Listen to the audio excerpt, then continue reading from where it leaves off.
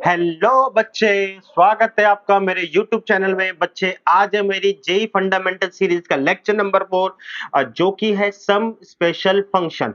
बेटा, lecture number 3 में मैंने कुछ फंक्शंस के टाइप करवाए थे, उनकी मिरर इमेज के बारे में भी बताया था। तो वहां पर मैंने ना कुछ कॉम्प्लिकेटेड फंक्शंस को इंक्लूड नहीं करा था, वो एक बेसिक फंक्शंस का लेक्चर था जिसे आप नॉर्मली अभी तक टैकल कर चुके हो या नॉर्मली अभी तक वो आपके सामने आ चुके होंगे। लेकिन बच्चे, ये वाले जो फंक्शन है ये कुछ अलग फंक्शन है। ये अभी तक हो सकता है बेटा आपके सामने नहीं आए हो। अगर आए भी होंगे तो बेटा उतने आपने डिस्क्राइब या डिस्क्रिप्शन फॉर्म में नहीं आए होंगे। ये लेक्चर बच्चे बहुत ज्यादा इंपॉर्टेंट है अगर मैं कहूं, क्योंकि मैं सिर्फ ये नहीं बताऊंगा कि बेटा स्पेशल टाइप के फंक्शन क्या है, इसके अंदर की प्रॉपर्टीज है बेटा। इन फंक्शंस के अंदर की प्रॉपर्टीज है, उन प्रॉपर्टीज को भी मैं एक्सप्लोर करूंगा एंड बहुत ही इजी वे में न्यूमेरिकल्स लेकर मैं उन प्रॉपर्टीज को एक्सप्लोर करने की कोशिश करूंगा। क्योंकि जब आप यहाँ पे प्रॉपर्टी को एक बार सुन लोगे, दोबारा अब ये लेक्चर जाओगे, यानी कि दोबारा जब फंक्शन के अंदर ये चीजें दोबारा आएंगी, तो ये प्रॉपर्टीज जो है ना, इन फंक्शंस के ऊपर की प्रॉपर्टीज जो है, ये आपके लिए बहुत हेल्पफुल होंगी। आपको लगेगा कि यार ये दोबारा सुनी हुई है, ये हमने पहले पढ़ के आ चुके हैं और एक इजीएस्ट वे में हम इसको पढ़ के आ चुके हैं। तो बिना किसी देरी करे बच्चे, हम अपने लेक्चर के अंदर चलते हैं। एंड प्लीज बच्चे, इस लेक्चर पे बहुत फोकस करना। मैंने काफी मेहनत करी है इन प्रॉपर्टीज को एक इजी वे में बताने के लिए, काफी ज्यादा उस पर रिसर्च करनी पड़ी। तो बिना किसी देरी करे बेटा, हम आगे चलते हैं। Some special function lecture number 4 by professor Sunil Bhatia. सबसे पहले आता है बेटा ग्रेटेस्ट इंटीजर फंक्शन, जिसे हम फ्लोर फंक्शन भी कहते हैं, और इसका दूसरा नाम है बेटा स्टेप फंक्शन। अब ये क्या फंक्शन होता है, इसको मैं आपको पहले डिस्क्राइब करता हूं। बच्चे, ये बात आपको क्लियर हो गई होगी कि y या fx एक ही बात होती है, क्योंकि पीछे मैंने कई बार रिपीट करा है। तो ये जो होता है y या fx जो होते हैं, ये इसको मैं बच्चे y इज इक्वल टू, इसको सबसे पहले हम इस तरीके से या इस तरीके से डिनोट करते हैं। ये बात मैंने यहाँ पे लिखी भी हुई है बेटा कि इसको किस तरीके से डिनोट किया जाता है। मैं फिलहाल बच्चे अभी अपने वाले जितने भी सीरीज के हैं, मतलब ये वाली पूरे लेक्चर के अंदर मैं इस वाले सिंबल से डिनोट करूंगा। आपको बुक्स में, ज्यादातर बुक्स में आपको ये वाला डिनोट किया जाएगा, लेकिन कोई रीजन है जिस वजह से मैं इसको इस वाले सिंबल से डिनोट कर रहा हूँ। तो सबसे पहले ये जो फंक्शन है ये कहता क्या है? ये फंक्शन जो है ये कहता है कि मैं है ना, अगर ये है तो मैं आपको एक इंटीजर आंसर दूंगा। यानी कि आप मेरे अंदर कोई भी वैल्यू रख लो, 1 रखो, 1.1 रखो, 2.1 रखो, 2 रखो, 3 रखो, 3.1 रखो, मेरा आंसर पॉइंट वाला नहीं होगा, मैं एक इंटीजर आंसर दूंगा 1 2 3, जो कि पूरा का पूरा जेड होता है, जो मैंने अपना क्या कहते हैं इंटीजर फंक्शन रिप्रेजेंट करता है। ये मैंने लेक्चर नंबर 1 के अंदर समझाया है अच्छी तरीके से। तो ये कहता है मैं आंसर है ना एक इंटीजर दूंगा, सबसे पहली बात। अब इंटीजर आंसर तो देगा, ये बात ठीक है, हमें समझ में आ गई कि ये इंटीजर आंसर देगा, लेकिन किस तरीके से हमारा इंटीजर होगा? तो ये कहता है कि आप है ना जो भी वैल्यू रखते हो, लेट्स से 1.5, तो मैं एक इंटीजर आंसर दूंगा इससे छोटा। तो 1.5 से छोटा तो 1 भी होता है, माइन 0 भी होता है। अब इससे छोटा बेटा 0 भी हो गया, -1, 1 भी इससे छोटा होता है, -2 भी इससे छोटा होता है। तो ये आगे जो है मैंने यहाँ पे लोगो लिखा हुआ है, जिससे जिसकी वजह से यहाँ पे इसको ग्रेटेस्ट इंटीजर फंक्शन बोलते हैं। ये लोगो इंपॉर्टेंट है इसको ग्रेटेस्ट इंटीजर बोलने के लिए। कहता है मैं आपने जो वैल्यू रखी मैं उससे छोटा इंटीजर दूंगा। अब छोटे तो बहुत सारे हो गए, तो कहता है छोटा तो ठीक है, लेकिन उन छोटों में सबसे बड़ा, तो ग्रेटेस्ट इंटीजर जो भी उन सारे इंटीजर्स में आएगा, तो उनमें से ग्रेटेस्ट इंटीजर जो x से छोटा या उसके बराबर होगा। तो ये लोगों से आपको ये ग्रेटेस्ट इंटीजर का मतलब क्लियर होगा, वरना है ना कई बार कंफ्यूज हो जाते हैं कि नाम तो ग्रेटेस्ट इंटीजर होता है, लेकिन जो रिजल्ट है ना वो ग्रेटेस्ट इंटीजर वाला नहीं होता, वो छोटा आ जाता है। तो यही बोलते हैं कई बच्चे कि सर नाम में तो ग्रेटेस्ट इंटीजर है, तो हम 2 पे क्यों नहीं जा रहे, 1.5 का मतलब 1 पे क्यों जा रहे हैं? तो यही रीजन है बेटा ग्रेटेस्ट इंटीजर बोलने के पीछे, कि हम जो है x की वैल्यूज जो है लेस देन और इक्वल टू x जो हम ले रहे हैं, ठीक है, उसमें जो भी वैल्यू आएंगी इंटीजर वाइज उसमें हम सबसे बड़ी वाली लेंगे। तो अगर इसी डेफिनेशन के ऊपर चले जाएं तो x 1.5 से बहुत सारे छोटे नंबर हैं, लेकिन हम ग्रेटेस्ट इंटीजर कौन सा बनेगा मेरा 1, तो इसका आंसर बनेगा बच्चे मेरा 1। सिमिलरली बच्चे 1.9 का आंसर भी आपका क्या बनेगा 1। सिमिलरली बच्चे 1.7 का आंसर भी आपका 1, 1.2 का आंसर भी आपका 1 ही बनेगा। तो यानी कि बच्चे हमारे पास ये बात क्लियर हो गई कि आप जो वैल्यू डाल रहे हो उसमें आपका छोटा इंटीजर चलेगा, ठीक है, और उन छोटे इंटीजर में सबसे बड़े वाला लेंगे क्योंकि छोटे में बहुत सारे छोटे आ जाते हैं। तो अब हम इसको बोलें तो यहाँ पर क्या होता है 1 से लेके 1.9 तक इसके लिए जो इंटीजर है वो है 1। मैं नेगेटिव के लिए भी थोड़ी सी जगह छोड़ देता हूँ, ऊपर आके नेगेटिव की डिस्कशन भी करेंगे। तो बच्चे 1 से लेके 1.9 तक के लिए इसका आंसर रहेगा 1। 2 से लेके 2.9 तक का आंसर रहेगा 2। 9 का मतलब बेटा यहाँ पे जितना बड़ा नंबर आप कर सकते हो मैं उतने बड़े की बात कर रहा हूँ। 3 से लेके 3.999 तक का जितना बड़ा नंबर है उसमें आपका आंसर रहेगा 3। यहाँ पे बेटा 0 से लेके 0.999 तक आपका आंसर रहेगा 0। -1 से लेके क्या कहते हैं -1 से लेके बेटा आपका माइनस का 0.999 इस पर आपका आंसर रहेगा -1। तो कुछ इस तरीके से आपके ये आंसर होंगे। अगर मैं आपको इस पे ग्राफ पे दिखाऊं तो ग्राफ पे ये कैसे बोलता है, कहता है ये 1 है, ये 2 है, ये 3 है और ये 0 है। तो मेरे से बोलता है कि 0 से लेके 1 पे जितना भी होगा आंसर हम उस पे क्या देंगे 0 आंसर देंगे। 1 से लेके यहाँ पे मैं 1 मार्क कर रहा हूँ बेटा, यहाँ पे मैं 2 मार्क कर रहा हूँ, यहाँ पे मैं 3 मार्क कर रहा हूँ। 1 से लेके 2 पर जितना भी होगा हम जो है आंसर जो है वो क्या देंगे 1 देंगे। तो इन पूरी वैल्यूज पर आंसर 1 मिलेगा, इस पूरी वैल्यू पर आंसर मेरा जो है 0 आएगा। 2 से लेके 3 तक ये जितनी भी वैल्यूज होंगी इस पर आंसर जो है मेरा वो 2 चलेगा। ये रहा बेटा 2।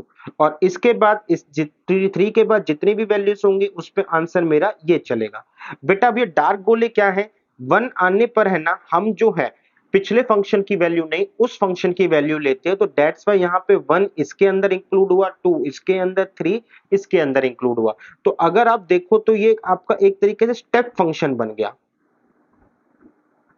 अब आपको क्लियर हो रहा होगा बेटा कि इसका नाम स्टेप क्यों होता है, क्योंकि आपको देखो एक तरीके से सीढ़ी बनी है और ये एक स्टेप वाइज आगे बढ़ा है, तो इसलिए इसको हम स्टेप फंक्शन भी बोलते हैं। दूसरा नाम इसका फ्लोर फंक्शन पड़ा है। तो फ्लोर फंक्शन क्यों पड़ा है बच्चे, हमारे को ये कहता है कि हम जो इंटीजर वैल्यू है x से कम लेंगे, लेकिन सपोर्ट भी कर देता है कि हम उस वैल्यू से नीचे नहीं जाएंगे, ठीक है। 1 जैसे 1.5 है तो हम 1 से नीचे नहीं जाएंगे, तो एक तरीके से सपोर्ट फंक्शन की तरह भी इसने काम करा है।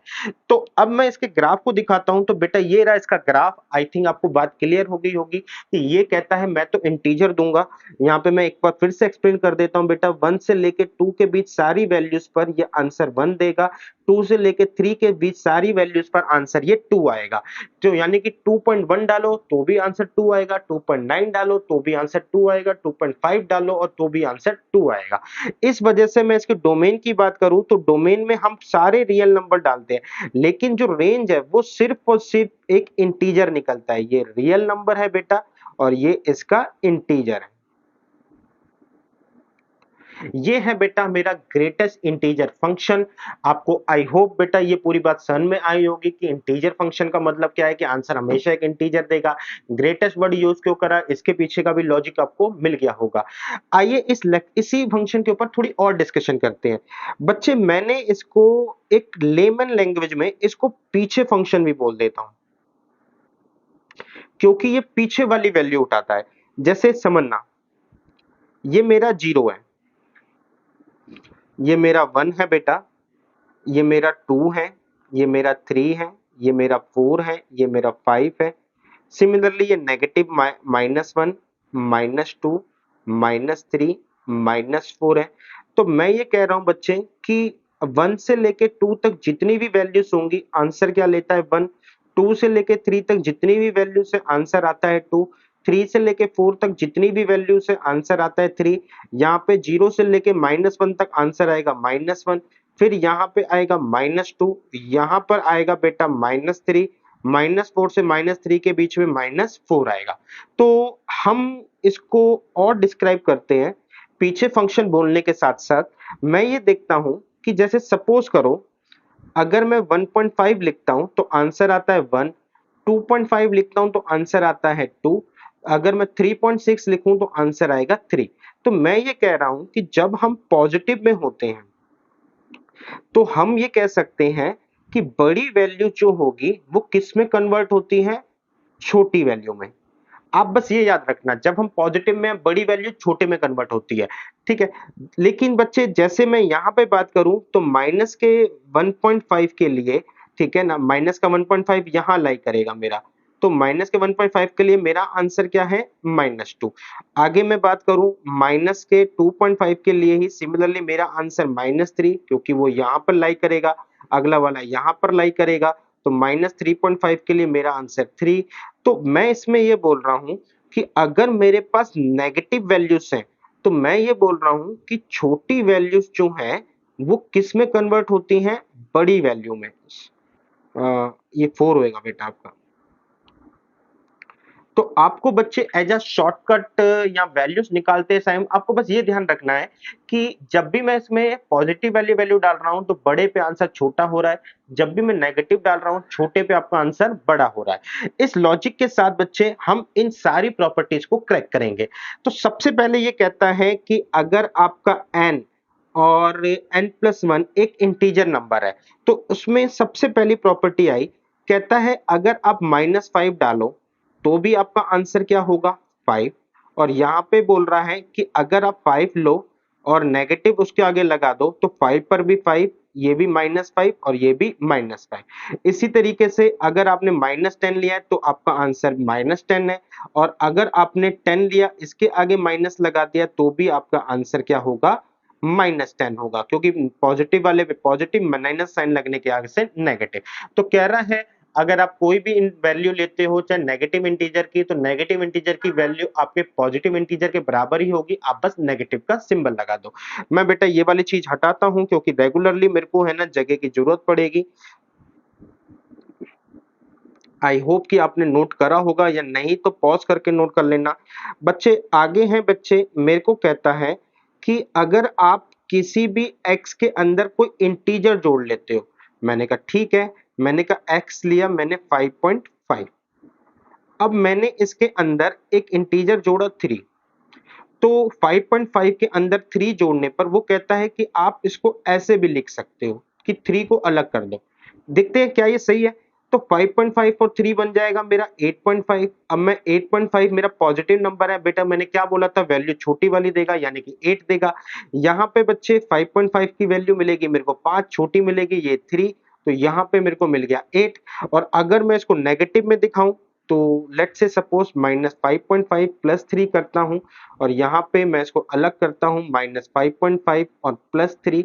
तो बच्चे यहाँ पर ये दोनों ऐड होके मेरे पास क्या बन जाएंगे, माइनस में 2.5, और यहाँ पे मेरे पास ये बनेगा बच्चे 2.5 का मतलब जब मैंने बोला था नेगेटिव में है तो हम आगे की ओर बड़ा कदम बढ़ाएंगे तो आंसर आएगा -3। जब हम नेगेटिव में है तो आगे की ओर बढ़ेंगे यानी कि -6 +3, तो यानी कि -6 +3, आंसर आया -3 = -3। तो ये बात आई थिंक आपको क्लियर हो गई होगी बच्चे कि ये प्रॉपर्टी जो बोल रही है किस तरीके से ये ट्रू है। आगे बढ़ते हैं बेटा। एक प्रॉपर्टी, थर्ड नंबर की प्रॉपर्टी मेरे पास क्या है, थर्ड नंबर की प्रॉपर्टी बेटा मेरे को ये बताती है कि अगर आप पॉजिटिव और नेगेटिव में x लेते हैं तो आपके पास हमेशा x मतलब जो भी है -1 का डिफरेंस आएगा। देखो कैसे, मैंने कहा 5.5 नेगेटिव लिया और 5.5 पॉजिटिव लिया, तो मैंने ये पढ़ा था बेटा नेगेटिव में तो हम पीछे हो जाते हैं यानी कि -6, लेकिन पॉजिटिव में हम आगे जाते हैं यानी कि 5। नेगेटिव में हम बड़ी वैल्यू की तरफ जाते हैं, पॉजिटिव में छोटी वैल्यू की तरफ जाते हैं। अभी अभी हम ये समझ के आए थे। तो हमेशा आपको जो है ये एक गैप देखने को मिलेगा अगर मैं इसमें माइनस भी लगा लूं तो ये भी मेरे को एक -5 है। तो ये गैप जो है ना हमेशा जो ये बताएगा कि ऐसी सिचुएशन में आपके पास -1 और ऐड करना पड़ेगा, यानी कि इंक्लूड करना पड़ेगा। एक तरीके से कि जो डिफरेंस है वो -1 का राइज होगा। और अगर इस प्रॉपर्टी को थोड़ा-सा मैं और क्लियर तरीके से लिखूं तो ये मेरे पास -x है, ये यहाँ पे आया मेरे पास +x, यहाँ पे -x -1, इसको मैं अगर इधर लेके जाऊं तो -x प्लस में x is equal to -x। तो यानी कि अगर मैं कोई भी दो नंबर ऐसे ले रहा हूं जो पॉजिटिव और नेगेटिव है तो आपको ऐड करने पे हमेशा जो रिजल्ट है वो -1 का मिलेगा। ये वाली प्रॉपर्टी बच्चे मैंने इस वजह से एक्सप्लेन करी क्योंकि नेक्स्ट प्रॉपर्टी मेरी यही वाली है। तो अगर मैं इन दोनों को ऐड कर रहा हूं तो आंसर हमेशा -1 होगा। ये बात मैंने बता दी, लेकिन कब? जब ये इंटीजर नहीं है। अगर ये इंटीजर है तो जैसे सपोज करो अगर ये -5 है और ये मेरा 5 है, दोनों को ऐड करेंगे -5 प्लस 5 तो रिजल्ट क्या होगा? Is equal to 0। अगर ये -10 है और ये भी आपका 10 है, दोनों को मैं ऐड करूंगा, रिजल्ट क्या होगा? 0। तो बच्चे कहने का मतलब ये कि जब आपका इंटीजर होगा तो आपकी प्रॉपर्टी कुछ आपका रिजल्ट जो होगा वो 0 होगा, जब आपका इंटीजर नहीं होगा तो रिजल्ट आपका -1 होगा। आई होप आपको ये प्रॉपर्टी समझ में आई होगी। तो हम अगली प्रॉपर्टी की तरफ बढ़ते हैं। अब ये कह रहा है कि अगर मैं दोनों को माइनस कर दूं इस बार, ये वाला कह रहा है कि अगर मैं इस बार दोनों को माइनस कर दूं, तो मैंने कहा ठीक है पहले हम बात कर लेते हैं इंटीजर में। मैंने कहा -5, यहाँ पे पहले प्लस ले रखा है तो ये करते हैं, और -5 को हम लेते हैं। तो ये तो 5 और ये मेरा -5, तो आंसर क्या आया बेटा? हमेशा आपका 10। तो इसका मतलब मैं इस आंसर को कैसे लिख सकता हूं कि ट्वाइस ऑफ आप पॉजिटिव इंटीजर ले लो। ठीक है, ट्वाइस ऑफ पॉजिटिव इंटीजर, तो आपका जो भी आंसर आएगा हमेशा यही आएगा। फॉर एग्जांपल लेट्स से बच्चे मैंने 10 लिया, यहाँ पे मैंने -10 करा, तो रिजल्ट जो भी मेरे पास आया बच्चे ये 10 और ये, तो ये आएगा 10 और +10 यानी कि 20। तो रिजल्ट आएगा मेरे पास हमेशा 20, जिसको मैं ले सकता हूं कुछ ऐसे। लेकिन बच्चे अगर मेरा इंटीजर नहीं है तो ये कहता है लेट से सपोज करो मैंने यहाँ पे लिया 5.5 और नेगेटिव का लिया मैंने 5.5, आगे मैंने माइनस लगाया। तो पॉजिटिव में तो मैंने कहा आंसर के लिए पीछे जाते हैं, नेगेटिव के लिए आंसर में हम आगे की तरफ जाते हैं। तो रिजल्ट आया 11। अब इस 11 रिजल्ट को हम कैसे बोलेंगे? ऊपर 10 तो आ चुका था, हमने करके आए थे, मतलब 2x से जो भी हमने लिया। तो ये कहता है कि आप पॉजिटिव लोगे तो 5.5 से आपका 2 इंटू में 5 यानी कि 10 तो आ गया है, लेकिन बच्चे आपने यहाँ पे +1 और लगा देना है ताकि आंसर आपका 11 आ जाए। तो बस बच्चे यही प्रॉपर्टी ये वाली चीजें कहती हैं। तो आई थिंक आपको ये बात समझ में आई होगी। तो बची हुई प्रॉपर्टी को डिस्कस करते हैं। बची हुई प्रॉपर्टी में बेटा ये वाली प्रॉपर्टी देखो क्या बोलती है। कहती है कि अगर आपका आपने ये x लिया है और ये किसी नंबर से k से बड़ा है या बराबर है, तो मैं इसमें k को पहले डिफाइन कर लेता हूं। तो k की वैल्यू मैं यहाँ पे 5 लेके चलता हूं बेटा। तो अब मैं देखो इस इंटीजर की वैल्यू जो है 5 या उससे बड़ी होनी चाहिए। तो मैं इसके अंदर देखो 5 से लेके अगर मैं 5.9 तक रख दूं, कोई भी वैल्यू रख दूं, तो सब पे आंसर जो है ना, इन सब पे आंसर जो आएगा 5 आएगा, जो कि मेरे को इस लेस देन इक्वल टू की 5 की कंडीशन में डाल रहा है। अगर मैं इसमें 6 से लेके 6.999 रख दूं तो आंसर मेरा जो आएगा 6 आएगा, जो कि लेस देन इक्वल टू 6 की कैटेगरी में डाल रहा है। अगर मैं 7 से लेके 7.999 रख दूं तो मेरा आंसर जो है वो 7 आएगा, जो कि लेस देन इक्वल टू 7 की कैटेगरी में मेरे को डाल रहा है। ठीक है, तो सिमिलरली बच्चे अगर मैं 8 रख दूं तो मेरे पास 8.9999 आंसर मेरा 8 आएगा। सॉरी बच्चे यहाँ पे लेस देन 5 होना चाहिए था, जो कि मेरी इस कंडीशन को ट्रू कर रहा है।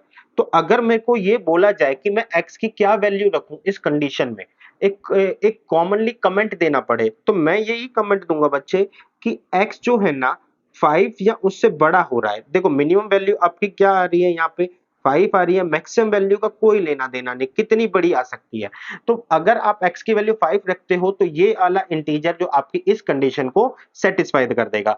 तो आप तो मैंने यही यहाँ पर जो है इस आंसर को देखो दिखा रखा है कि आप x greater than equal to k रख सकते हैं। अब लेकिन अगर मैं यहाँ पे बात करूं, मैं थोड़ा सा इरेजर छोटा करूं, अगर मैं सिर्फ और सिर्फ इक्वल ग्रेटर देन के सिंबल की बात करूं कि हमारा 5 से बड़ा होना चाहिए, ठीक है, तो इस कंडीशन में अगर आपको देखो तो ये वाली चीज है ना सेटिस्फाई नहीं कर रहेगी, आपकी ये वाली चीज सेटिस्फाई इसके अंदर नहीं करेगी।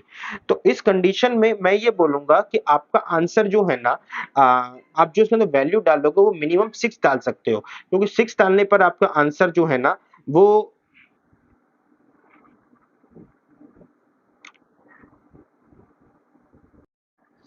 तो चलते हैं बेटा समझते हैं अब सिक्स प्रॉपर्टी को। सिक्स प्रॉपर्टी क्या कहती है, कहती है कि x जो है अगर ग्रेटर देन k है, मैं यहाँ पे ना बच्चे k को 5 रख लेता हूँ, तो ये कहता है कि अगर ये जो मेरा वैल्यू है यानी कि ग्रेटर इंटीजर फंक्शन 5 से बड़ा है, तो सबसे पहले ये 5 से बड़ा है तो देखते हैं कौन कौन सी वैल्यूज इस पे आंसर आ जाएंगे।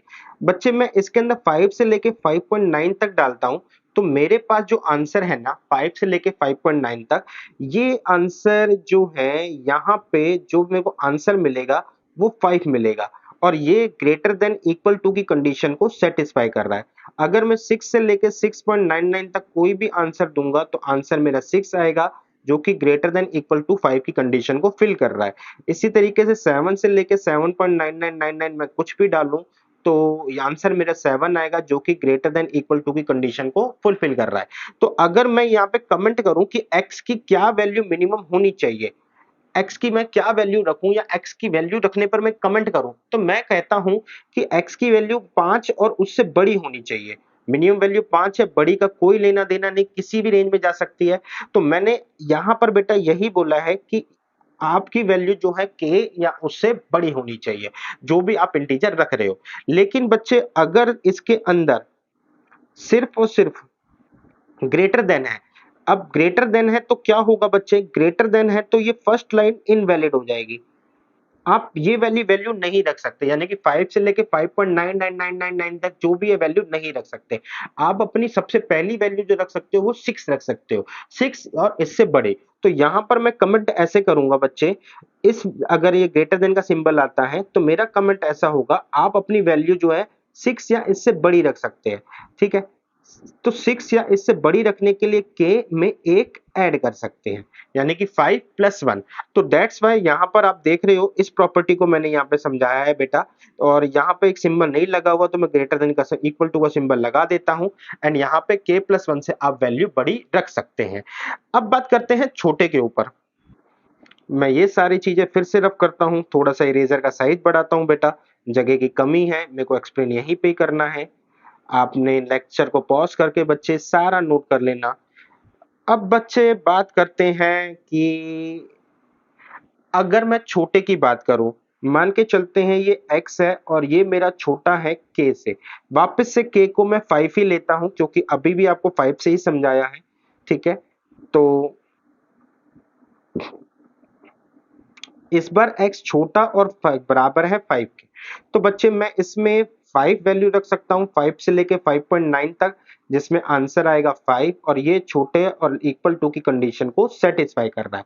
अगला मैं रख सकता हूँ 4 से लेके 4.9 तक, तो आंसर आएगा आपका 4, और ये छोटे और उसकी कंडीशन को सेटिस्फाई कर रहा है।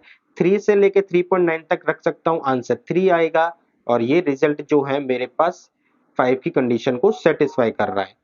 तो ये जो भी कंडीशन सेटिस्फाई हो रही है 5 की, जो भी इससे बन रही है, अब मैं इसमें कमेंट करूं तो अब मैं यहाँ पे ये कमेंट करूंगा कि मैं आंसर 5 से लेके 5.99999 तक रख सकता हूं। अब जो भी है 5 का जो भी नियर बाय 6 जो भी पड़ेगा 5 में सबसे बड़ा नंबर, उसको डिफाइन नहीं किया जा सकता, तो उसलिए इसलिए हम ये कह देते हैं कि x जो है ना यहाँ पे 6 से छोटा होना चाहिए।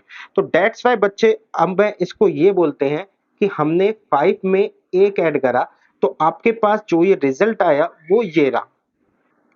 कि अगर आपका लेस देन इक्वल टू के है तो आपका जो x है ना वो k प्लस 1 से छोटा होगा। तो यानी कि अगर मैं 5 है तो आपका k जो हम जो भी x है वो 6 से छोटा रख सकते हैं। लेकिन अगर मैं इसमें लेस देन का सिंबल हटा दूं तो बच्चे ऊपर वाली लाइन जो है इनवैलिड हो जाएगी। अब मैं कह सकता हूं कि सीधा सीधा x जो है मेरा 5 से छोटा होना चाहिए, क्योंकि सबसे बड़ा नंबर अब इसके अंदर फिलहाल जो 5 को अप्रोच कर रहा है 4.999999 जिसको मैं डिस्क्राइब नहीं कर सकता। तो दैट्स व्हाई आपका यहाँ पर ये फंक्शन डिस्क्राइब हो रहा है। अब ये क्या चीज है बेटा, ये वाली चीज पर मैं अभी लौट के आऊंगा, क्योंकि मुझे अभी यहाँ पे आपका फ्रैक्शन फंक्शन आएगा तो उसके लिए यहाँ पे ये एक्सप्लेन करूंगा। फिलहाल के लिए प्रॉपर्टी मैं उम्मीद करता हूँ कि बच्चे आपको समझ में आ गई होगी। आगे बढ़ते हैं बेटा। जिस तरीके से ग्रेटेस्ट इंटीजर फंक्शन होता है उसी तरीके से स्मॉलर इंटीजर फंक्शन भी होता है। जो वर्डिंग हमने वहां पढ़ी है यहाँ पे भी सेम वर्डिंग है, सिर्फ उसको उल्टा कर दो, क्योंकि वहां पे ग्रेटेस्ट किस वजह से वर्ड यूज हुआ, यहाँ पर वर्ड जो वर्ड होगा स्मॉलर उस वजह से ही यूज होगा। तो इसको हम सीलिंग फंक्शन भी कहते हैं, यानी कि जैसे छत पे पंखा रखा हो, यानी कि इस तरीके से हम इसको डिफाइन करेंगे। वैल्यूज जो है ना ऊपर नहीं जाएंगी, यहाँ से आपको बात समझ में आएगी। जैसे वहां पे फ्लोर था, एक बेस था, वैल्यू उससे नीचे नहीं जा रही थी, यहाँ पर भी वैल्यू इससे ऊपर नहीं जाएगी। तो लोगो क्या है बेटा इसके अंदर, फिर से greater greater than and equal to x, यानी कि जो भी एक्स लोगे उससे ऊपर जितने भी इंटीजर होंगे। फॉर एग्जाम्पल मैंने कहा ये मेरा एक्स है, जैसे मैंने इसको लिया, इसको ऐसे दिखाया, तो इसके अंदर मैंने डाला 2.1, तो इससे ऊपर के मेरे कौन कौन से एक्स होंगे, 3 4 इक्वल टू भी इंक्लूड कर लेते हैं तो 2 3 4 5 6। तो कह रहा है कि greater than equal to x में जो स्मॉलेस्ट वाला होगा हम उसको कंसीडर करेंगे, जो स्मॉलेस्ट वाला होगा उसको कंसीडर करेंगे। तो दैट्स वाई मेरा आंसर क्या होगा, 2। तो 2.1 पे मेरा आंसर आया 2। तो इस तरीके से अगर आप समझ पाए तो क्या होगा बच्चे, अगर मैं यहाँ पे x लिखा तो वापस से मैं कह सकता हूँ 1 से लेके 1.9999 तक मैं किस पर जाऊंगा बच्चे, ऊपर बढ़ूंगा, इस बार आगे बढ़ूंगा तो आपका आंसर आएगा 2। 2 से लेके 2.99999 तक मेरा आंसर आएगा 3, क्योंकि मैं 2 से ऊपर जितने भी इंटीजर हैं, ठीक है ना, उनकी बात कर रहा हूँ। 2 से ऊपर हाँ जितने भी इंटीजर्स हैं उनकी बात कर रहा हूँ। तो smallest greater than equal to x. अगला है बेटा मेरा स्मॉलेस्ट इंटीजर फंक्शन, इसको हम सीलिंग फंक्शन भी बोल देते हैं। अब बच्चे जो आपने ग्रेटेस्ट इंटीजर के अंदर पढ़ा सेम यही पढ़ोगे, बस सिचुएशन को उल्टा कर दो, वहां पे छोटा छोटा था यहाँ पे सारा बड़ा आएगा। अब देखो यहाँ पर भी उसने बात बोली हुई है ग्रेटर देन और इक्वल टू एक्स, यानी कि बच्चे अगर मैं ये फंक्शन लेता हूं, जैसे मैंने ये फंक्शन लिया, बच्चे मैंने जैसे ये फंक्शन लिया, सपोज करो x रखा और इसके अंदर मैंने 2.1 रखा, तो ये कहता है कि आपको है ना यहाँ पे आपको जो वैल्यूज है ना वो बड़ी मिलेगी, ठीक है। कहता है कि ग्रेटर देन और इक्वल टू x, तो यानी कि यहाँ पे 2.1 रखने पर आपको जो ग्रेटर वैल्यू मिलेगी, ठीक है, यहाँ पे आपको क्या मिलेगी बच्चे, आपकी 2 पॉइंट, सबसे पहले 2.1 से ऊपर जो है ग्रेटेस्ट 3, फिर 4, फिर 5, फिर 6। मैंने यहाँ पे मैं ऑब्जर्व कर रहा हूँ बेटा डेफिनेशन जो है ना इक्वल टू यहाँ पे नहीं आएगा, ग्रेटर देन, ठीक है ना, ग्रेटर देन एक्स, क्योंकि इक्वल टू वाला सिचुएशन वहां पे भी कवर हो रहा है, यहाँ पे तो यहाँ पे नहीं होगा, वहां पर है। तो इसका मतलब है कि अगर आप 2 से ऊपर जा रहे हो 2.1 के बाद जो वैल्यूज आएंगी वो सारे जो ग्रेटर इंटीजर हैं हमारे पास 3 4 5 6 आएंगे, उनमें सबसे स्मॉलेस्ट वाला लेना है बेटा, उनमें क्या करना है, सबसे स्मॉलेस्ट वाला लेना है। तो दैट्स वाई मेरा आंसर क्या हो जाएगा 3। सिमिलरली बच्चे अगर मैं यहाँ पर आपको लेता हूँ कि 5.123 लेता हूं, तो इससे ऊपर के इंटीजर होंगे 6 7 8 9 10, लेकिन इनमें सबसे स्मॉलेस्ट वाला लूंगा तो मेरा आंसर हो जाएगा 6। तो अगर आप समझ पा रहे हो 5.1 पे आपका आंसर 6 हो जाएगा, 6.6 पे आपका आंसर 7 हो जाएगा, इस पर हम आगे बढ़ेंगे। दैट्स वाई क्योंकि हमारे पास अगर ये कहता है कि ग्रेटर ऊपर कितने भी इंटीजर हो सकते हैं, लेकिन मैं फ्लोर मतलब वो सीलिंग लगा देता हूं कि उसमें उनमें सबसे छोटे वाला, तो इसलिए इसको सीलिंग फंक्शन भी कहते हैं। सिंबल जो है इसको डिनोट करने का बेटा मैंने यहाँ पे गलत ले लिया, सिंबल इसको डिनोट करने का ऐसे है, इसको भी डिनोट करने का ऐसे है सिंबल, क्योंकि ध्यान बहुत ज्यादा वहां पर था अभी। तो अब समझते हैं बेटा क्या है इसके अंदर आंसर वगैरह किस तरीके से आएगा, देखते हैं बच्चे। इस बार जो इक्वल टू नहीं लगाया तो इस वजह से देखना, मैं ये कह रहा हूं 1.1 की वजह से 1.1 से लेके आपका 2 तक सारा का सारा आंसर आपका जो भी आएगा वो 2 इंटीजर देगा। 2.1 से लेके 3 तक आपका सारा का सारा इंटीजर 3 आएगा। 3.1 से लेके बेटा 4 तक आपका सारा का सारा इंटीजर 4 आएगा। तो इसका मतलब ये है बेटा कि आप जो भी इंटीजर की वैल्यू बढ़ेगी मतलब 1.1 पे आप अगले कदम पे जंप करोगे। सिमिलरली 0 पर आपका आंसर क्या आएगा बच्चे, आपका 0 से लेके 1 के बीच में आपका आंसर 1 आएगा 0.1 से लेके। इसी तरीके से नेगेटिव में भी होगा। नेगेटिव में मैं अगर यहाँ पे 0 से चलूं 0.99999 तो यहाँ पे आंसर मेरे को 0 मिलेगा। तो अगर आप देख पा रहे हैं तो बच्चे ग्राफ को कुछ ऑब्जर्व कर पा रहे हैं। तो मैंने ग्राफ बनाया 0 1 2 3 1 2 3, यहाँ पर भी 1 2 और यहाँ पर भी 3 बेटा ग्राफ बनाया है। अब मैं इन ग्राफ को ऑब्जर्व करूं तो हमारे पास 1 से लेके 2 तक जितनी भी वैल्यूज हैं 1.1 से लेके 2 तक 2 आ रहा है।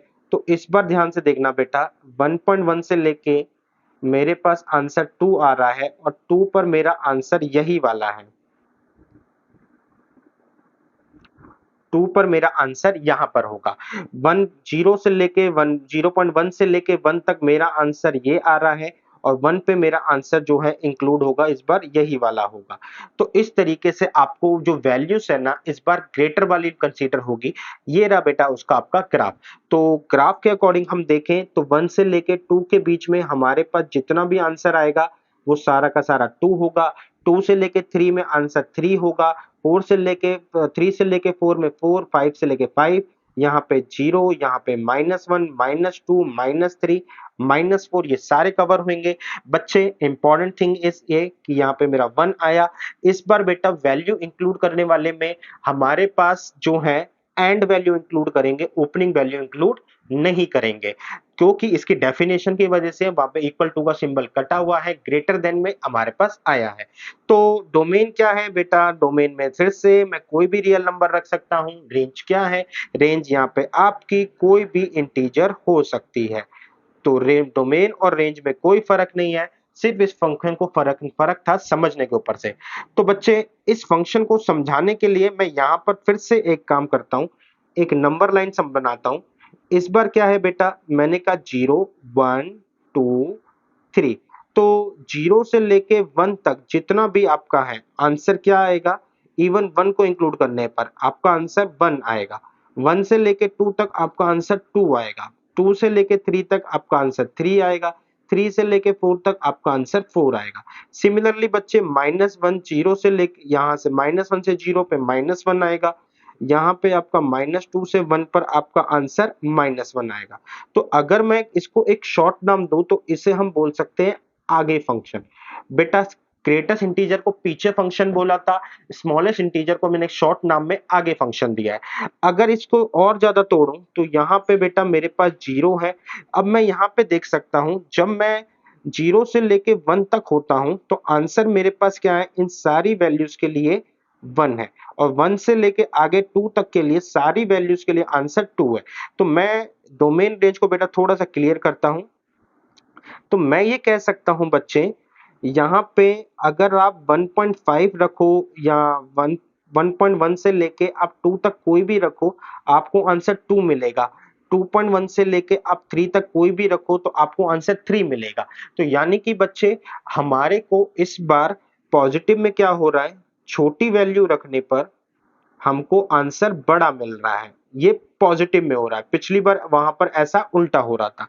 और यहां पर बात करें बच्चे नेगेटिव में क्या हो रहा है, जैसे -1 -2, तो मैं ये कह रहा हूं कि माइनस का यहां से लेके यहां तक सब में आंसर क्या आएगा, -1। तो 1.99 से लेके आपका -1 तक सब में आंसर -1, -2.99 से लेके -2 तक आपका आंसर 2। तो मैं यहाँ पे कह सकता हूं कि क्या हो रहा है बेटा, बड़ी वैल्यू रखने पर आपका आंसर छोटा आ रहा है। तो जब मैं नेगेटिव में होता हूं तो बड़ी वैल्यू रखने पर आंसर छोटा आता है। तो just opposite to a smallest integer, यहाँ पे क्या है बच्चे, यहाँ पे पॉजिटिव में छोटी में बड़ा होता है, नेगेटिव में बड़े में छोटा होता है। ये टर्मिनोलॉजी क्यों चाहिए बेटा, ये टर्मिनोलॉजी इसलिए चाहिए क्योंकि हम जब प्रॉपर्टी सॉल्व करेंगे तो क्विकली हमारे दिमाग में हमें सोचना ना पड़े बात बात के लिए। तो बस बच्चे अब हम फिर से उन्हीं प्रॉपर्टीज के ऊपर चलते हैं। तो सबसे पहली प्रॉपर्टी है माइनस एन टू एन। तो माइनस एन की प्रॉपर्टी हमसे कहती है कि अगर आप कोई भी इंटीजर लेते हैं तो आपका तो आंसर -5 आएगा, यही इंटीजर आप प्लस में लेते हैं तो +5 आएगा। अगर मैं इसमें माइनस से मल्टीप्लाई करवाऊं तो दोनों बराबर हो जाएंगे। यानी कि बेसिकली इंटीजर जब प्रॉपरली इंटीजर आता है तो हमारी यहाँ पे प्रॉपर्टी दोनों जगह पे सेम हो जाती है, ज्यादा फर्क इनमें नहीं देखने को मिलेगा। लेकिन हाँ, अगर मेरा इंटीजर की जगह कोई वैल्यू रखता हूं, फॉर एग्जाम्पल मैं अब इस प्रॉपर्टी पर आता हूं। बेटा मैं ये कह रहा हूं कि मैंने इस बार नेगेटिव का सपोज कर लो 5.5 रखा। तो मैं अभी क्या पढ़कर आया कि मैं नेगेटिव में होऊंगा तो मैंने ये पढ़ा था कि बड़ी वैल्यू छोटी हो जाती है। तो यानी कि मेरे को आंसर मिलेगा -5। ठीक है। अब ये कहता है कि आप इस आंसर को निकालने के लिए ऐसे भी कर सकते हो, 5.5 यहां रखो, अब यहाँ पे माइनस मार्क करो। तो यहाँ पे देखो क्या आता है बेटा, जब मैं प्लस में होता हूं तो मैं आगे बढ़ जाऊंगा एक कदम, माइनस का सिंबल लगा होगा। तो बच्चे ये -5 -6 दोनों को बराबर करने के लिए मेरे को 1 रखना पड़ेगा। तो 1 मतलब उधर ऐड करना पड़ेगा, तब जाके दोनों बराबर होंगे। तो यही बात इस प्रॉपर्टी ने लिखी हुई है। और इस प्रॉपर्टी की बात को थोड़ा सा और डिस्क्राइब किया जाए तो ये बेसिकली बोलती है कि अगर मैं कोई भी दो चीज जो है, पॉजिटिव नंबर और नेगेटिव नंबर जो कि इंटीजर ना हो, अगर मैं ऐड करूं तो इनके बीच जो भी हमारे ऐड करने पर डिफरेंस जो है हमेशा 1 को देखने को मिलेगा। दूसरा एग्जांपल लेते हैं, फॉर एग्जांपल यहाँ पे 4.2 है लेता हूं। तो 4.2 को इसके अंदर डालूंगा तो मेरे को आंसर मिलेगा बड़ा वाला 5। अगर मैं यहाँ पे 4.2 डालता हूं इसके अंदर तो मेरे को आंसर मिलेगा छोटा वाला, यानी कि -4। दोनों को ऐड करेंगे रिजल्ट हमेशा मेरा 1 रहेगा। आई होप बच्चे आपको ये बात समझ में आई होगी। ठीक है। तीसरी वाली प्रॉपर्टी पे चलते हैं यार। इस वाली प्रॉपर्टी को मैं यहाँ पे दिखा भी दूं तो ये प्रॉपर्टी बेटा यहाँ पर भी यूज हुई है कि अगर आप इन दोनों को ऐड करते हो तो रिजल्ट आपको जो है हमेशा ही 1 मिलता है। क्लियर बच्चे। अब मैं तीसरी प्रॉपर्टी को समझा रहा हूं बेटा। तीसरी प्रॉपर्टी फिर से यही कहती है कि आप किसी ऐसे नंबर में कोई n ऐड कर देते हो। फॉर एग्जाम्पल मैं फिर से लेता हूं 5.5, इसमें मैं बेटा 3 ऐड कर देता हूं। तो ये कहता है कि आप दोनों को अलग कर सकते हो। मैं ये थर्ड वाली प्रॉपर्टी समझा रहा हूँ बच्चे। और इसमें बच्चे आप दोनों को अलग कर सकते हो इस तरीके से। देखते हैं बच्चे, इसका मतलब हुआ 8.5। जब भी मैंने कहा पॉजिटिव होगा तो आंसर बड़ा वाला मिलेगा, यहाँ पे भी आंसर 6 मिलेगा और यहाँ पे 3। तो ये मेरा आंसर 9।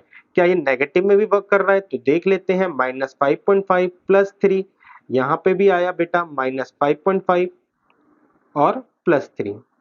तो -5.5 प्लस 3 का मतलब हो गया -2.5। अब यहाँ पे हुआ बच्चे मेरे पास 2.5 का मतलब मेरा आंसर छोटा हो जाएगा। इसमें भी बेटा मेरा आंसर छोटा आएगा -5। और यहाँ पर बच्चे मैं 3 ऐड करूंगा तो रिजल्ट आएगा मेरा -2। तो इस तरीके से मैं कहूँ तो बच्चे मेरे लिए ये प्रॉपर्टी पॉजिटिव और नेगेटिव पे आंसर सेम सेम शो कर रही है। तो आगे बढ़ते हैं बेटा। थोड़ा सा मेरे को स्पेस चाहिए होगा तो मैं ये रफ कर देता हूं। अब बच्चे मैं ये कह रहा हूं कि हम जब दो नंबर्स को ऐड करते हैं, हम इन दो नंबर्स को ऐड करते हैं तो ये वाली बात तो मैंने बता दी। अगर इन दो नंबर को ऐड करते हैं और अगर रिजल्ट जो है मेरा कोई 2.3 वगैरह 2.3 5.2 यानी कि पॉइंट्स के अंदर है, इंटीजर नहीं है, तो मेरा आंसर हमेशा 1 आएगा। लेकिन अगर ये इंटीजर है, लेट्स से यहाँ पे 2 ऐड करा तो और यहाँ पर भी बच्चे मैंने लिखा -2, तो इंटीजर में ये दोनों जगह सेम है बेटा प्रॉपर्टी, दोनों आपस में कट जाएंगे, रिजल्ट मेरे को 0 मिलेगा। ठीक है। अब सेम है बच्चे कि अगर मैं इस बार इनको माइनस करूं आपस में तो क्या होगा, तो माइनस करके भी देख लेते हैं बच्चे। मैं यहाँ पे माइनस करता हूं, माइनस करने में चलते हैं। सबसे पहले हम इंटीजर के अंदर बात कर ले। सबसे पहले 5 रखा और माइनस का -5 लिया। इसका आंसर भी बेटा मेरे को 5 मिलेगा, इसका आंसर -5 मिलेगा। तो यानी कि मेरा आंसर हुआ 10। अब 10 को कैसे निकाला जाए, तो मैं ये कहता हूं एक काम करिए, आप ना इसी इंटीजर को रख लीजिए, ठीक है। तो यहाँ पे 2 और यहाँ पे 5 होगा, तो यहाँ पे 5 से मेरा आंसर आएगा 5 इंटू 10। तो दैट्स वाई उन्होंने ये डिस्क्राइब करा।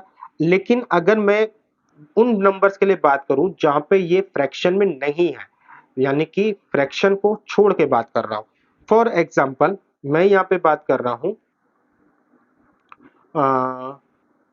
5.123, ठीक है, और नेगेटिव में इतना भी बड़ा क्यों लें, हम 5.5 पे ले लेते हैं बेटा, हम ऑलरेडी इतना चलते आ रहे हैं 5.5 पे। तो 5.5 माइनस में 5.5, यहाँ पे नेगेटिव सिंबल डालना था बेटा, माइनस में माइनस 5.5।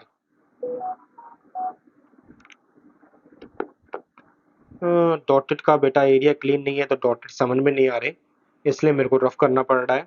तो यहाँ पे माइनस करा 5.5, हो क्या दिक्कत हो रही है, माइनस 5.5।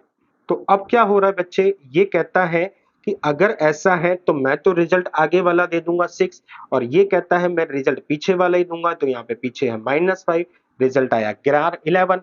तो यहाँ पर ये कहता है कि 11 को कैसे लिया जाए, तो फ्लोर बनाया जाए पहले। ये कहता है कि आप है ना पॉजिटिव वाला ले लीजिए, पॉजिटिव वाला लेंगे तो आपका रिजल्ट क्या होगा, 2 इंटू में 6 यानी कि 12, बाद में आप एक माइनस कर देना, तो जो कि यहाँ पर इसको शो कर रखा है। आई होप बच्चे आपको ये प्रॉपर्टी समझ में आई होगी। बढ़ते हैं आगे, तो आगे आता है fractional part function. Fractional part function कहता है, इसकी जो टैगलाइन है वो कहती है 0.99 और इसको सिंबल होता है ये। तो ये कहता है कि अगर y या fx, जिसको अगर ये ऐसे लिखा हुआ है, तो इसका मतलब है हम सिर्फ फ्रैक्शन पोर्शन को लेंगे। जैसे मैंने लिया 2.03 और ऐसे लिख दिया, तो आंसर होएगा 0.03। अगर हुआ 1.9999, तो अगर मैं ऐसे लिख दूं तो आंसर होगा 0.9999। अगर मैं यहाँ पे ऐसे लिख दूं 1.1213, तो आंसर होगा 0.1213। तो ये कहता है कि आप है ना कुछ भी लो, हम एक आंसर फ्रैक्शन देंगे, और अगर सपोज कर लो हमारे यहाँ पे 3 लिखा, तो इसमें फ्रैक्शन नहीं है, तो इसमें क्या होगा, ये 0। तो इसलिए बच्चे मैं ये कहता हूं कि आप पे आंसर आपका 0 से लेके 999 तक चलेगा। हर बार हमारा फ्रैक्शन जो होता है 0 से लेके 0.999 जितना भी मैक्सिमम आप ले सकते हो वो चलता है, उसके बाद एक नया इंटीजर आ जाता है। तो फ्रैक्शन पार्ट फंक्शन हमेशा आपको यही कहता है कि 1.1 से लेके, अगर आप नॉट 1.1 से लेके, अगर आप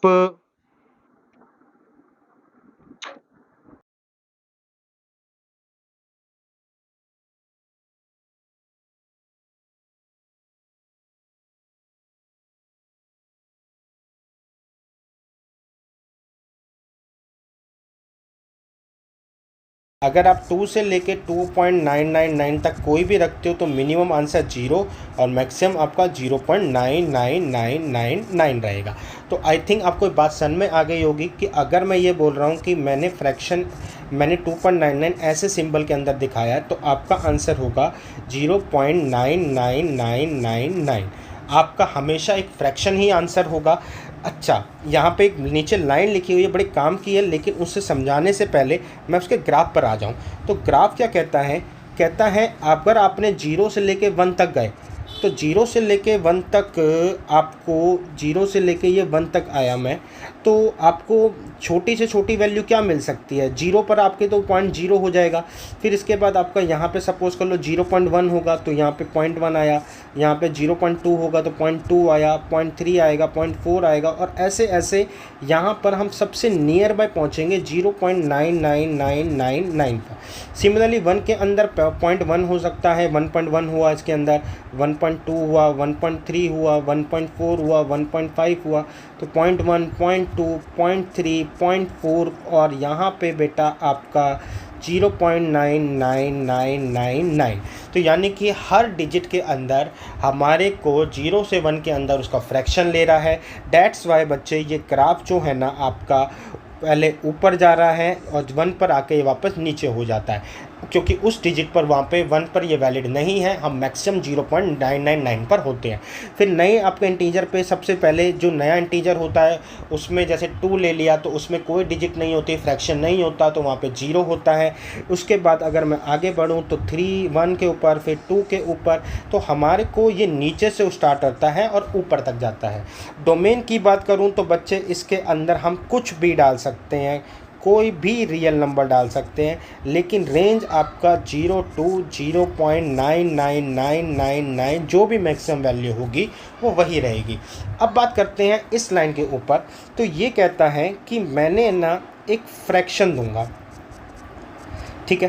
तो अब ये फ्रैक्शन नंबर को आप कैसे लिख सकते हैं? तो देखो, हमने अभी ग्रेटेस्ट इंटीजर में कहा कि कोई नंबर x है, अगर मैं उसके अंदर से इंटीजर हटा दूं तो क्या ये फ्रैक्शन ही बचेगा?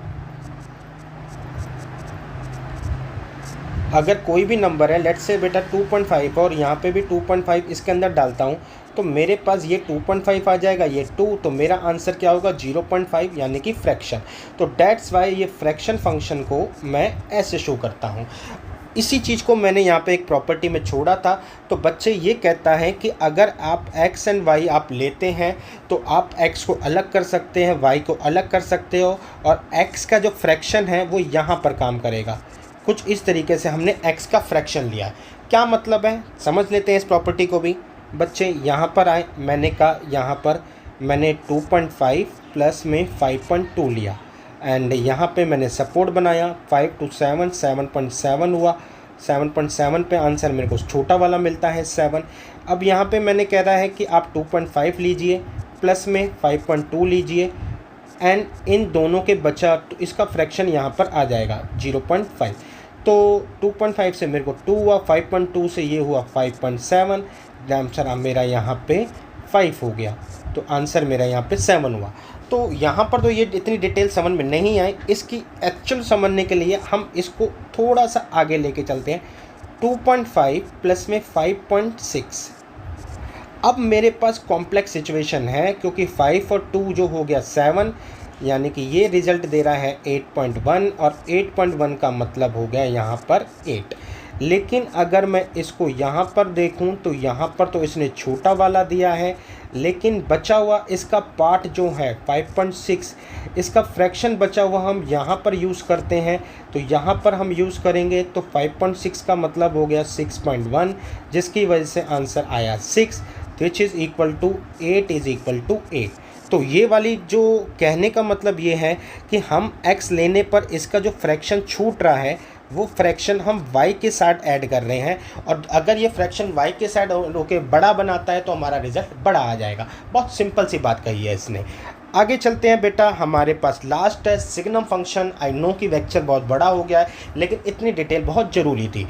आगे देखते हैं बेटा सिग्नम फंक्शन। सिग्नम फंक्शन को हम ऐसे लिखते हैं, और अल्टीमेटली जब हम ऐसे लिखते हैं तो हमारे पास जो रिजल्ट जाता है बेटा सिग्नम फंक्शन को ऐसे लिखने का, वो ये जाता है। तो f(x) is equal to -1 0 1 0 and -1। अब इसको कैसे खोलते हैं बेटा? तो आप लिमिट के कॉन्सेप्ट में जाओगे, इसको खोलना सीखोगे, या जब आप प्रॉपर लेक्चर के अंदर जाएंगे तो हम इसको खोलना सीखेंगे। फिलहाल ये मॉड्यूलस x और अपॉन x की वजह से अगर आप इसको बहुत कॉमन लॉजिक भी लगा पा रहे हो, तो ऊपर जो है बेटा, अगर मॉड्यूलस x को हम ऐसे लिखते हैं बच्चे कि हमारा अगर x पॉजिटिव है तो x रहेगा, अगर x नेगेटिव है तो -x रहेगा। इक्वल टू के लिए हम कहीं भी सिंबल लगा देते हैं। तो अगर मैं पॉजिटिव में बात कर रहा हूँ तो ऊपर और नीचे एक जैसा, इसलिए रिजल्ट 1 मिल रहा है। अगर मैं नेगेटिव के लिए बात कर रहा हूँ तो ऊपर तो मेरे को मिल रहा है कि -x, नीचे मैं x रखना हूँ तो रिजल्ट मेरे को -1 रख रहा है। तो इसलिए बच्चे 0 पे मैं कोई भी रख सकता हूँ, इसलिए मेरे को क्या है कि ऊपर 0 पर आपका आंसर 0 मिलता है। ठीक है, तो ये स्पेशली डिफाइंड है 0 के लिए। तो बच्चे हमारे ये 3 ही आंसर होते हैं। इस वजह से इसका जो ग्राफ है ना वो यही बनता है कि जब आप 0 से बड़े हैं आपका आंसर 1 होएगा, जब आप 0 से छोटे हैं आपका आंसर -1 होगा, और जब आप 0 पर हैं तो आपका आंसर 0 होगा। तो अगर मैं डोमेन की बात करूं तो आप कोई भी रियल नंबर रख सकते हैं, लेकिन मैं रेंज की बात करूं तो आपके सिर्फ और सिर्फ -1, 0 और 1, यही 3 वैल्यू आपके आंसर में आएंगे। तो इसी को हम सिग्नम फंक्शन भी कहते हैं बेटा। इसके अंदर इतनी खास प्रॉपर्टी नहीं है। आगे देखते हैं बेटा। तो आगे हमारा लेक्चर ख़त्म हो रहा है। थैंक यू लिखा हुआ है बच्चे। आज के लेक्चर में बस इतना ही। आप मेरे को प्लीज़ बच्चे, मेरे जो भी आप लेक्चर सुनते हो उस पर आप अपना कमेंट ज़रूर करो, अपने फीडबैक ज़रूर दो बेटा, मुझे थोड़ा सा पता चलेगा, अब मेरे को मोटिवेशन मिलेगी। तो फिलहाल आज के लेक्चर में इतना ही। Tata and bye bye.